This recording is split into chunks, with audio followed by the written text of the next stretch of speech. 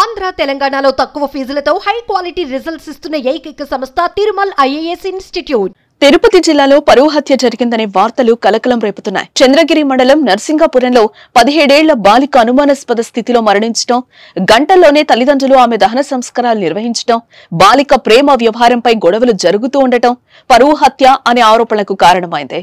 మిట్టపాళెంకి చెందిన అజయ్ అనే యువకుడు బాలిక గత కొంతకాలంగా ప్రేమించుకుంటున్నారు. ఈ క్రమంలో ఆమె గర్భం దాల్చడంతో కడుపులోని బిడ్డను చంపి నిఖితను హాస్పిటల్లో తల్లి చేర్పించింది. అజయ్ పై పోలీసులకు ఫిర్యాదు చేయగా పోక్సో కేసు నమోదు చేసి పోలీసులు జైలుకు పంపించారు. చిత్తూరు జైల్లో ఉన్న యువకుణ్ణి బాలిక తరచూ కలవడం, అతడు బెయిల్పై బయటకొచ్చాక కూడా కలుస్తోందని తల్లిదండ్రులకు అనుమానం రావడంతో తీవ్ర ఆగ్రహం వ్యక్తం చేశారు. ఈ క్రమంలో ఏప్రిల్ 4న మధ్యాహ్నం బాలిక అనుమానాస్పద స్థితిలో మృతి చెందగా ఆమెను గంటల వ్యవధిలోనే దహన సంస్కారం చేశారు.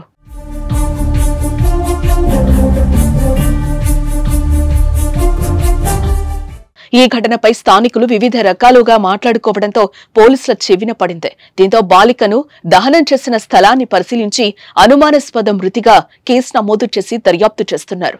మరోవైపు ప్రియుడు కూడా బాలిక తల్లిదండ్రులే హత్య చేసినట్లు ఆరోపిస్తూ విడుదల చేసిన ఆడియో వైరల్ అవుతోంది. ఈ నేపథ్యంలో హత్య చేశారా, ఆత్మహత్య చేసుకుందా అన్న కోణంలో పోలీసులు దర్యాప్తు చేస్తున్నారు. బాలిక తల్లిదండ్రులు సుజాత, కిషోర్ ను అదుపులోకి తీసుకుని విచారిస్తున్నారు. ఇద్దరం కలుసుకొని 10th లో లేచిపోయి వెళ్ళిపోయినాం. అమ్మాయి 10th లో ఉన్నప్పుడు నేను ఇంట్లో ఉన్నప్పుడు బయటికి ఉన్నప్పుడు లేచి వెళ్ళిపోయినాము. వాళ్ళ అమ్మ వాళ్ళు ఒక 4 రోజులు మా కోసం ఎంక్వైరీ చేసి వెతికి పట్టుకున్నారు.